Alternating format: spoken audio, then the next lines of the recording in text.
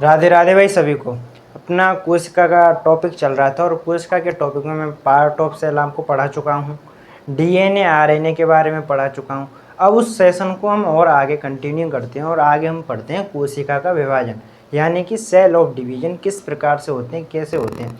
कभी आपने ये सोचा है कि आपके जैसे हाथ पे कभी चीरा लग जाता है, कट लग जाता है, तो कुछ दिनों के बाद ऑटोमेटिक भर जाता है। कभी आपने एक चीज़ नोटिस की होगी कि एक छापकली होती है, उस छिपकली का क्या है, कभी कभी उसके जो पीछे की टेल होती है, उसकी जो पूंछ होती है, कभी कभी टूट जाती है, लेकिन कुछ समय बाद उसकी जो पूंछ है वापस से पूरी हो जाती है। तो इसके पीछे क्या लॉजिक है, क्या साइंस है इसके पीछे, है ना, किस तरीके से कोशिका विभाजन होता है, आज इसको पूरी तरीके से पढ़ेंगे। तो ध्यान से समझिएगा इस टॉपिक को, है ना। देखो क्या है कोशिका विभाजन। अब देखो कोशिका का विभाजन बेसिकली क्या बात है कि जो कोशिका है, एक जो कोशिका है सेल है, वह किस प्रकार से दो या दो से अधिक भागों में टूटती है, किस प्रकार से टूटती है ना, किन किन तरीकों से टूटती है, तो उन सारी चीज़ों के बारे में अपन पढ़ेंगे, है ना। देखो जब मैंने आपको बताया एक कोशिका, जैसे कि मान लीजिए ये एक कोशिका है, इस कोशिका के बीच में क्या मिलेगा, एक केंद्रक मिलेगा, सही कह रहा हूँ, केंद्रक मिलेगा। इसके अलावा कोशिका के और जो पार्ट होते हैं, जैसे कि माइटोकॉन्ड्रिया हो गया, लाइसोसोम हो गया, राइबोसोम हो गया, है ना, एंडोप्लाज्मिक रेटिकुलम हो गया, रिक्तिका हो गई, तो ये सारी चीज़ें और भी इसमें पाई जाएंगी, है ना। सेंट्रोसोम हो गया, तारककाय हो गया, है ना। तो ये सारी चीज़ें ये कोशिका के अंदर पाई जाती हैं। अब ये जो केंद्रक होता है, कोशिका का मस्तिष्क कहते हैं। अब इस केंद्रक का किस तरीके से डिवीजन होता है, क्योंकि बेसिकली किसी भी कोशिका के अंदर ना केंद्रक को होना बहुत ज़्यादा जरूरी है, क्योंकि केंद्रक वो चीज़ होती है जो उस कोशिका को पूरी तरीके से कंट्रोल करती है, उसके जो और पार्ट्स हैं उनको कंट्रोल करके रखती है, किसको कौन सा आदेश देना है, किस पे किस तरीके से नियंत्रण रखना है, ये कौन करता है, ये इस केंद्रक का काम होता है। अब कोई भी यदि सेल डिवीजन होगा तो इस केंद्रक का सबसे पहले डिवीजन होगा, लेकिन इस केंद्रक के डिवीजन के लिए रेस्पॉन्सिबल कौन होता है, तो उसका नाम है तारककाय। क्या है, तारककाय, सेंट्रोसोम, है ना। देखो सेंट्रोसोम क्या होता है, जंतु कोशिका की बात कर रहे हैं हम, जंतु कोशिका यानी मानव हो गया और जो जंतु कोशिकाएं हो गई, एनिमल सेल हो गई, उनमें क्या होता है, ये एक पार्ट होता है कोशिका का, ये कोशिका विभाजन के लिए रेस्पॉन्सिबल होता है, उत्तरदायी होता है ना। अच्छा फिर पादप कोशिकाओं की बात करेंगे भाई। पादप कोशिकाओं में क्या होता है, पादप कोशिकाओं में सेल प्लेट के माध्यम से कोशिका विभाजन होता है। किसके माध्यम से, सेल प्लेट के माध्यम से कोशिका विभाजन होता है। और जो जंतु कोशिका में है वो किसके कारण होता है, उसमें कोशिका विभाजन वो तारककाय के कारण होता है, सेंट्रोसोम के कारण होता है। बात आई आपके समझ में इतनी सी, है ना। अब देखो कोशिका विभाजन होते हैं ना, वो बेसिकली तीन तरीके के होते हैं। कैसे, तीन तरीके के होते हैं, कौन कौन से, एक होता है असूत्रीय विभाजन। कैसा, असूत्रीय विभाजन। और एक होता है समसूत्रीय विभाजन। क्या होता है, समसूत्रीय विभाजन, है ना। और एक होता है अर्धसूत्रीय विभाजन, अर्धसूत्रीय विभाजन, है ना। अब देखो तीनों में डिफरेंस क्या है, ये तीनों ही अपने को पढ़ने हैं। असूत्रीय विभाजन, समसूत्रीय विभाजन और अर्धसूत्रीय विभाजन, तीनों में डिफरेंस क्या है, कहाँ पर ये होते हैं, कैसे कैसे होते हैं, इन तीनों के बारे में अपने को डिटेल से पढ़ना है ना। तो मैं पहला स्टार्ट करता हूँ, क्या, असूत्रीय विभाजन।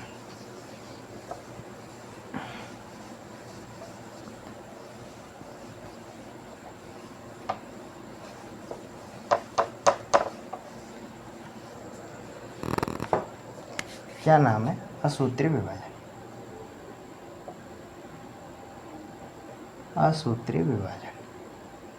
देखो बेसिकली जो ये अर्ध असूत्रीय विभाजन होता है, इसमें क्या मतलब होता है, या असूत्रीय का मतलब, देखो असूत्रीय मतलब होता है ए यानी कि असमान, सूत्र यानी कि गुणसूत्रों की बात की गई है। यानी कि एक सेल है, कोई बड़ी कोशिका है, इस कोशिका से जब दो और कोशिका मिलकर बनेंगे, इससे जो दो कोशिका और बनेंगे, जरूरी नहीं है कि उन दोनों में गुणसूत्रों की संख्या समान हो, किसी में ज़्यादा भी हो सकती है, किसी में कम भी हो सकती है, कुछ भी हो सकता है ना। तो वो कौन सा विभाजन हो जाता है, असूत्रीय विभाजन हो जाता है। अब इसमें होता क्या है, देखो ये जो एक कोशिकीय जीव होते हैं, एक कोशिकीय, एक कोशिकीय बोले तो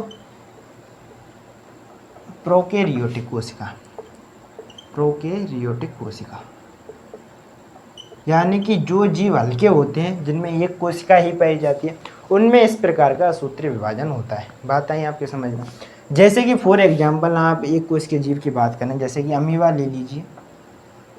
अमीबा हो गया, है ना, सूक्ष्म जीव हो गए, सूक्ष्म जीव, बैक्टीरिया, वायरस हो गया, विषाणु हो गए, है ना। तो इन सब में कैसा विभाजन होता है? इन सब में असूत्रीय विभाजन होता है। अब इसमें होता क्या, देखो, जैसे कि मान लीजिए फॉर एग्जांपल ये एक बड़ी कोशिका है। कैसी? ये एक बड़ी कोशिका है, इसके बीच में केंद्रक है ना। अब धीरे धीरे क्या होता है कि ये जो कोशिका है ना अपना बड़ा रूप लेती है, ये बड़ी होती जाती है, बड़ी होती जाती है। जैसे ही ये बड़ी होती जाएगी तो इसके बीच में एक थोड़ा सा कट लगता है। क्या? थोड़ी सी ये बीच में से सेपरेट होने लग जाती है ना, इस प्रकार से बनने लग जाती है, इस प्रकार से बनने लग जाती है ना। यानी कि इसका जो केंद्रक है, सेंट्रोसोम है, यो जो सेंटर है, वह भी दो भागों में टूटने लग जाता है, और जो इसकी कोशिका है वह भी बीच में से टूटने से लग जाती है ना। अब अगले स्टेप में क्या होता है कि ये जो कोशिका है ये ऊपर वाला सेंटर लेके अलग कोशिका बन जाती है, ये सेंटर नीचे जाके अलग कोशिका बना लेता है। यानी कि इस तरीके से ये कोशिका बन जाती हैं दो नई। यानी एक कोशिका से दो कोशिकाएं किस प्रकार से बनती हैं, तो उसका क्रम इस तरीके से होता है। पहले एक बड़ी कोशिका होती है, फिर इसका आकार बढ़ता जाता है। आकार जैसे ही बढ़ता जाता है तो इसके बीच में फिर ये विभाजित होने लग जाती है। इसका जो सेंटर है वह विभाजित होने लग जाता है। उसके बाद ये दो भागों में टूट जाती है ना। अब देखो समझने वाली बात ये है, ये जो कोशिका है स्टार्टिंग वाली, इसको क्या बोलते हैं? इसको बोलते हैं मदर सेल। क्या बोलते हैं? Mother cell. क्या बोलते हैं? Mother cell. इसको क्या बोलते हैं? Mother cell. क्या बोलते हैं? Mother cell. अच्छा, ये जो कोशिका हैं जो इनसे मिलकर बनी है इनको बोलते हैं डॉटर सेल। क्या बोलते हैं? Daughter cell. बात आई आपके समझ में, है ना। यानी कि एक बड़ी कोशिका है, उससे दो इस प्रकार से कोशिकाएं बन जाती हैं। अब हम अगला जो टॉपिक है कौन सा, समसूत्री विभाजन, उसके बारे में देखते हैं ना। समसूत्री विभाजन में क्या होता है कि उसमें जो दो नई डॉटर कोशिकाएं बनेंगी, दो नई जो पुत्री कोशिकाएं बनेंगी, उनमें गुणसूत्रों की संख्या समान होती है। कौन सा है? दूसरा, समसूत्री विभाजन। समसूत्री विभाजन क्या होता है इसमें? इसमें दरअसल क्या होता है, जैसे कि एक कोशिका टूटती है, यानी कि मदर कोशिका है, मदर कोशिका दो भागों में विभाजित होगी, दो नई डॉटर कोशिकाएं बनेंगी। उन दोनों डॉटर कोशिकाओं में जो गुणसूत्रों की संख्या है ना वो दोनों में समान होगी, इसीलिए क्या बोला गया है, इसको समसूत्री विभाजन बोला गया है ना। अब देखो ये जो विभाजन होता है ना ये कायिक कोशिकाओं में होता है। कौन सी? कायिक कोशिकाएं। हमारे शरीर में लगभग 99% कायिक कोशिकाएं पाई जाती हैं, है ना। बाकी 1% जनन कोशिकाएं होती हैं। दो प्रकार की कोशिकाओं को डिवाइड किया है। एक जनन कोशिका जो कि मतलब बच्चा पैदा करने में सहयोग करती हैं, बच्चा पैदा करने में जिम्मेदार होती हैं, रिस्पॉन्सिबल होती हैं। कायिक कोशिका बाकी सभी जो कोशिकाएँ होती हैं, चाहे हमारे मस्तिष्क की हों, चाहे हमारे हृदय की हों, है ना, बाकी सभी कोशिकाएं कैसी होती हैं? कायिक कोशिकाएं होती हैं। और इस प्रकार का जो विभाजन होता है ना वो कायिक कोशिकाओं में होता है। अब इसमें होता क्या है, उसको इनके स्टेपों में बांटा गया। किनमें? स्टेपों में बांटा गया कि भाई पहले स्टेप में ये होगा, दूसरे स्टेप में ये होता है, तीसरे स्टेप में ऐसे होता है। वो स्टेप क्या है? उन स्टेपों को 5 भागों में बांटा गया है। कितने? 5 भागों में। 1 2 3 4 5, है ना। कितने भागों में बांटा गया? 5 भागों में बांटा गया। कौन कौन से हैं? पहला है इंटरफेज। क्या है? इंटरफेज। इंटरफेज। दूसरा है प्रोफेज। तीसरा है मेटाफेज। चौथा है एनाफेज।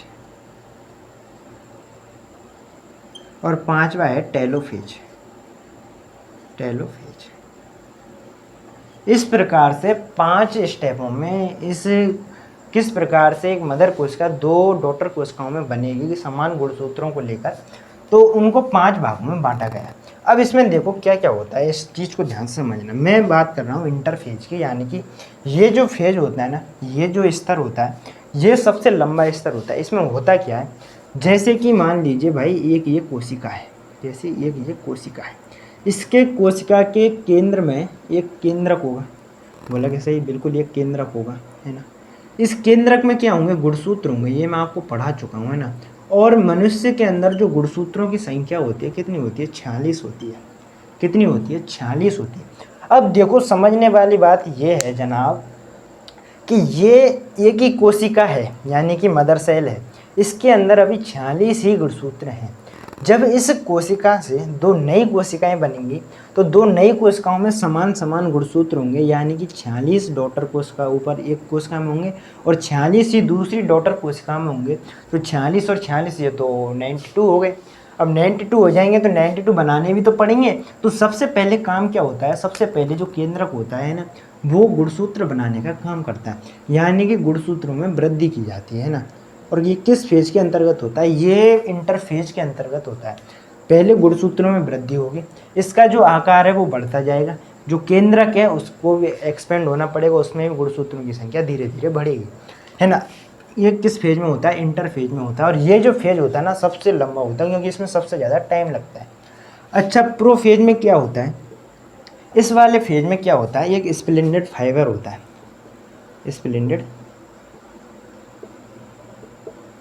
है ना। देखो स्प्लेंडेड फाइबर क्या होता है, ये जो एक धागे नुमा संरचना होती है, ये जो धागे नुमा संरचना है, ये जो केंद्रक है ना इसके बीच में आ जाती है, यानी कि ये जो फाइबर जैसी संरचना होती है, ये जो धागे नुमा संरचना है, ये इस केंद्रक को दो भागों में बांटने का काम करती है। जैसे कि ये कोशिका है ना, ये इसका केंद्रक है, तो ये जो संरचना है इस तरीके से इस पर लिपटी रहती है, इस तरीके से इसको कवर करती है, ताकि ये जो कोशिका है ना आसानी से दो भागों में टूट सके। तो ये जो प्रक्रिया प्रारंभ होती है स्प्लेंडेड फाइबर इस पर चलने की, वो किस फेज में होती है, प्रो फेज में होती है। किस फेज में होती है, प्रो फेज में होती है। बात आई आपकी इतनी सी समझ में, है ना। अब ये जो होता है ना मेटाफेज, इसमें क्या होता है, इस मेटाफेज में इसका जो स्प्लेंडेड फाइबर है ना ये पूर्ण रूप से विकसित हो जाए, इसका पूर्ण रूप से विकास हो जाता है। पहले स्टार्टिंग में ये इनिशियल स्टेट में होता है, स्टार्टिंग में बना ही बना होता है, लेकिन जो मेटाफेज है इस कंडीशन में ये स्प्लेंडेड फाइबर है ये पूर्ण रूप से विकसित हो जाता है। विकसित हो जाने के कारण होता क्या है कि ये अच्छी पकड़ मजबूत कर लेता है, और ये जो सेंटर है ना इसको आसानी से दो भागों में तोड़ने का काम करता है ना। कि भाई एक भाग ऊपर चला जाएगा, एक भाग नीचे चला जाएगा, है ना। अब ये जो कंडीशन होती है ना इस मेटाफेज में, ये किसी भी कोशिका विभाजन को समझने के लिए सबसे अच्छी कंडीशन होती है।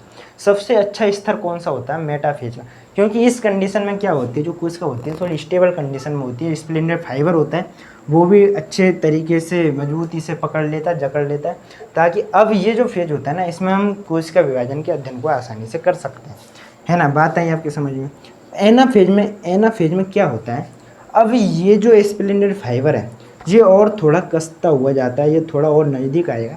नज़दीक आएगा तो क्या होगा, ये जो कोशिका का ध्रुव है, ये जो कोशिका का केंद्रक है ऊपर वाला, ये इधर शिफ्ट होगा, और ये जो नीचे वाला है ये इधर शिफ्ट होगा, यानी कि जो केंद्रक का विभाजन है वह आसानी से होगा। और जो ध्रुवों की तरफ है ना ये जाने लगेंगे, यानी कि ये उत्तरी ध्रुव की तरफ जाएगा, ये दक्षिणी ध्रुव की जाएगा, है ना। यानी कि केंद्रक दो भागों में आराम से सेपरेट होने लगा है। इसके साथ और का काम क्या होता है, देखो बात ये है जनाब, देखो ये है मदर कोशिका सेल को, है ना। इस मदर कोशिका के अंदर अभी एक ही माइटोकॉन्ड्रिया है, एक ही लाइसोसोम है, एक ही रिक्तिका है, इसके अंदर एक ही राइबोसोम है ना, एक ही वैक्यूल्स है, एक ही सेंट्रोसोम है। इसके अंदर अभी एक ही है। लेकिन जब इस कोशिका से दो कोशिकाएं मिलेंगी तो दोनों कोशिकाओं में जो पार्ट ऑफ सेल हैं, कोशिका के जो भाग हैं, दोनों में समान होंगे। यानी कि जैसे कि मान लीजिए इस कोशिका से एक कोशिका ये बन गई और एक कोशिका ये बन गई, तो दोनों में केंद्रक होंगे। इसमें भी माइटोकॉन्ड्रिया होगा तो इसमें भी माइटोकॉन्ड्रिया होगा, इसमें लाइसोसोम होगा तो इसमें भी लाइसोसोम होगा, इसमें राइबोसोम होगा तो इसमें भी राइबोसोम होगा, इसमें एंडोप्लाज्मिक रेटिकुलम होगा तो इसमें भी होगा।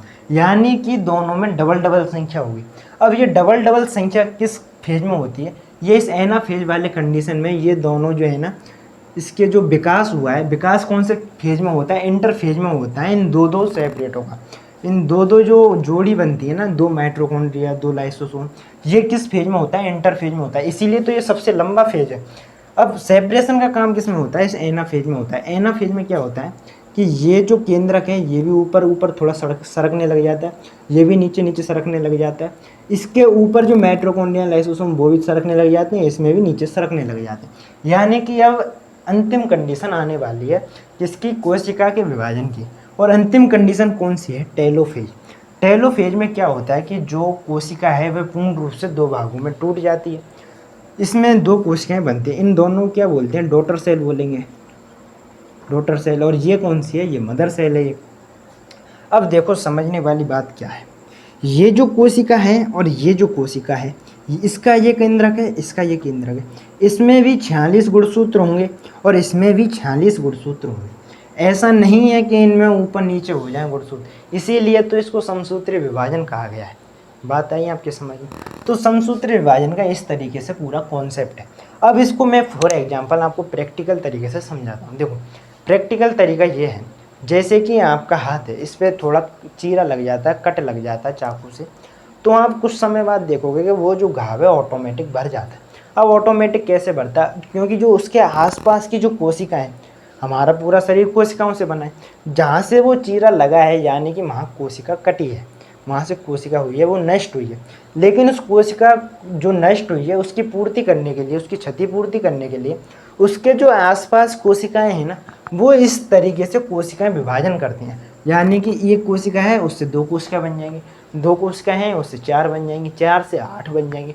तो इस तरीके से जो कोशिकाएं खत्म हुई है ना, उन खत्म हुई कोशिकाओं की जो पूर्ति करने का काम कौन करती है, उसके आसपास की कोशिकाएं करती हैं। और उसके लिए क्या जरूरी है, कोशिका विभाजन जरूरी है।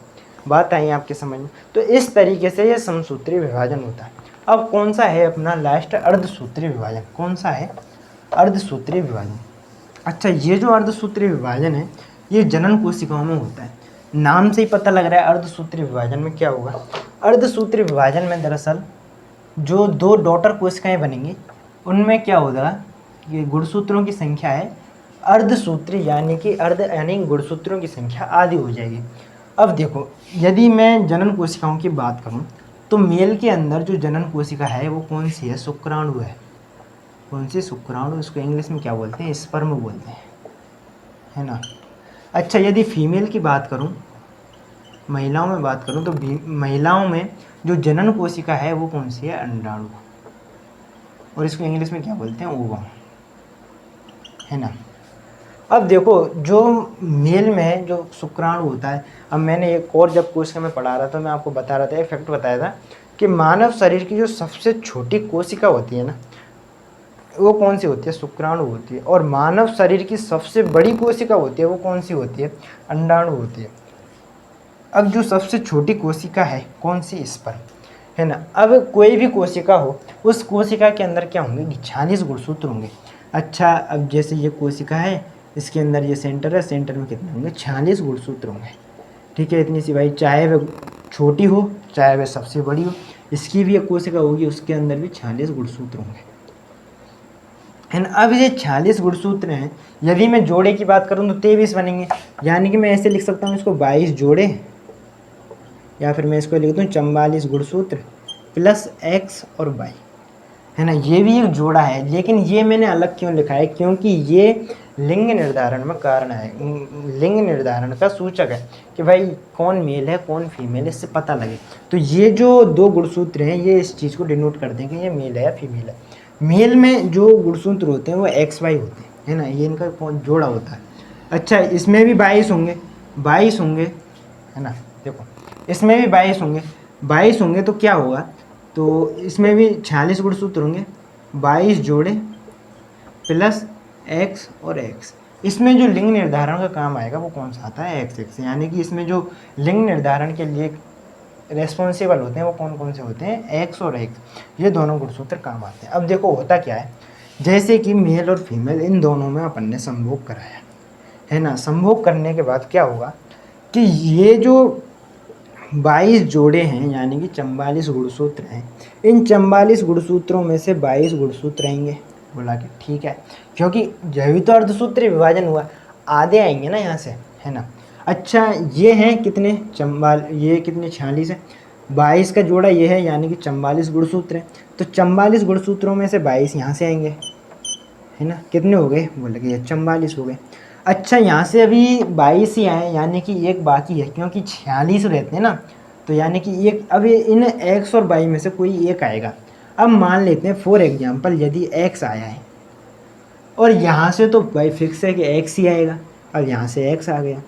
और यदि इस प्रकार की कंडीशन बनती, देखो 44 ये हो गए और 2 ये हो गए, कितने हो गए, 46 हो गए, यानी कि नई कोशिका बन गई। अब नई ये जो कोशिका बनी है ये बच्चे निर्माण का ही काम करेगी, इसी से ये कोशिका से बच्चे का निर्माण हो जाता है, देख लीजिए आप, है ना, यानी कि हम सब एक कोशिका से बने हुए हैं।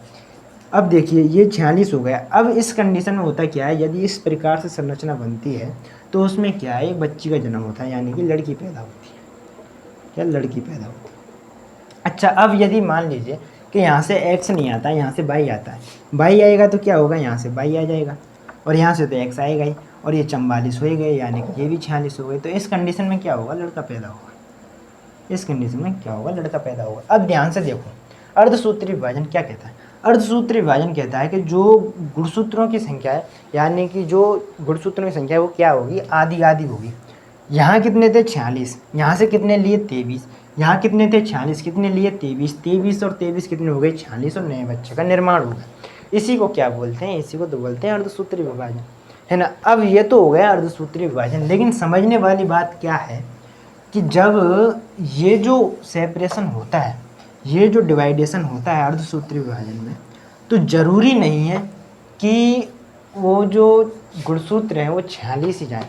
कभी कभी क्या है, गड़बड़ी हो जाती है, अनुवांशिकी गुण क्या है, कभी कभी मैच नहीं करते, कभी कभी इन गुणसूत्रों की संख्या कम भी रह जाती है और कभी कभी ज़्यादा भी हो जाती है, कभी कभी 45 भी रह जाते हैं और कभी कभी 47 भी हो जाते हैं। तो इस कंडीशन में क्या है कि मानव शरीर के अंदर विकृति पैदा हो जाती है, कोई लंगड़ा लूला किसी भी प्रकार की विकृति हो सकती है ना। अब वो जो विकृति पैदा हुई है उसको क्या बोलते हैं, सिंड्रोम बोलते हैं, क्या बोलते हैं, सिंड्रोम। ये बात आई आपके समझ। जब मानव शरीर के अंदर जो कोशिका है उसमें यदि जो गुणसूत्र हैं उनकी संख्या ऊपर नीचे हो जाती है, कम या ज़्यादा हो जाती है, उसी को क्या बोलते हैं, सिंड्रोम बोलते हैं। अब सिंड्रोम होते हैं वो 3-4 प्रकार के होते हैं। पहला है टर्नर सिंड्रोम। कौन सा, टर्नर सिंड्रोम। इस टर्नर सिंड्रोम, ये जो बीमारी होती है इसमें क्या होता है कि जो गुणसूत्रों की संख्या है ना वो 45 ही रह जाती है, यानी कि पूरे गुणसूत्र नहीं हो पाते, 46 नहीं हो पाते। अब ये जो सिंड्रोम होता है ना ये महिलाओं में होता है, किन में होता है, महिलाओं में होता है। अब महिलाओं में होने के कारण ये यदि 45 गुणसूत्र रह जाते हैं तो महिलाएं बांझपन का शिकार हो जाती हैं। किसका, बांझपन का शिकार हो जाती हैं, यानी कि महिला बच्चा पैदा नहीं कर सकती, यानी कि महिला कभी मां नहीं बन सकती। किसके कारण, टर्नर सिंड्रोम के। ये अनुवांशिक गुणों के कारण होता है, गुणसूत्रों की संख्या ऊपर नीचे हो जाती है, तो ये क्या अनुवांशिक चीज़ है, ये तो भगवान की देन वो है ना। अब देखो टर्नर सिंड्रोम तो ये हो गया है ना, और भी हैं, जैसे कि एक है पटाउ सिंड्रोम। कौन सा, पटाउ सिंड्रोम। इस पटाउ सिंड्रोम में क्या होता है कि उसमें जो गुणसूत्रों की संख्या ना वो 47 हो जाती है। कितनी हो जाती है, 47 हो जाती है। अच्छा, ये महिला पुरुष दोनों में हो सकता है, ये चीज़ ध्यान रखने की, ये बीमारी है महिला और पुरुष दोनों में हो सकती है। अब इसके लक्षण क्या है वो समझिए, इसका है ना, इसके क्या लक्षण है कि आपने देखा होगा बहुत से लोगों के क्या है, कभी कभी उनका जो होंठ है ना वो फूल जाता है, कभी कभी बहुत से लोगों के ऐसे होते हैं, कहीं से होंठ कटा हुआ है ना, कुछ और विकृति हो जाती है चेहरे पर, है ना, मुंह पर कोई और विकृति पैदा हो जाती है, तो वो सब किसके अंतर्गत, किस सिंड्रोम के कारण होते हैं, पटाउ सिंड्रोम के कारण होते हैं। बात आई आपके समझ में, है ना। एक और है, कौन सा, क्लीनेफेल्टर। क्या है, क्लीनेफेल्टर, क्लीनेफेल्टर, क्लीनेफेल्टर सिंड्रोम। इस क्लीनेफेल्टर सिंड्रोम में क्या होता है कि इसमें जो है गुणसूत्रों की संख्या कितनी हो जाती है, 47 हो जाती है। कितनी हो जाती है, 47 हो जाती है। लेकिन इस प्रकार का जो सिंड्रोम होता है ना केवल पुरुषों में पाया जाता है। किन में पाया जाता है, पुरुषों में, यानी कि मेल में पाया जाता है। अब मेलों में ये सिंड्रोम पाया जाता है, इसके कारण क्या होता है, जब 47 गुणसूत्र हो जाते हैं तो इसमें क्या है, व्यक्ति को नपुंसकता आ जाती है। क्या है, नपुंसकता, यानी कि जो आदमी है वह कभी बाप नहीं बन सकता, है ना। बात आई आपके समझ में। तो देखो ये कोशिका डिवीजन के बेसिकली मोटे मोटी सी बातें थी, है ना। ये आई थिंक मुझे लगता है आपको बातें समझ में आई होंगी। आज अपना कोशिका का जो टॉपिक है वो कंप्लीट हो चुका है ना। आज के लिए इतना ही, धन्यवाद।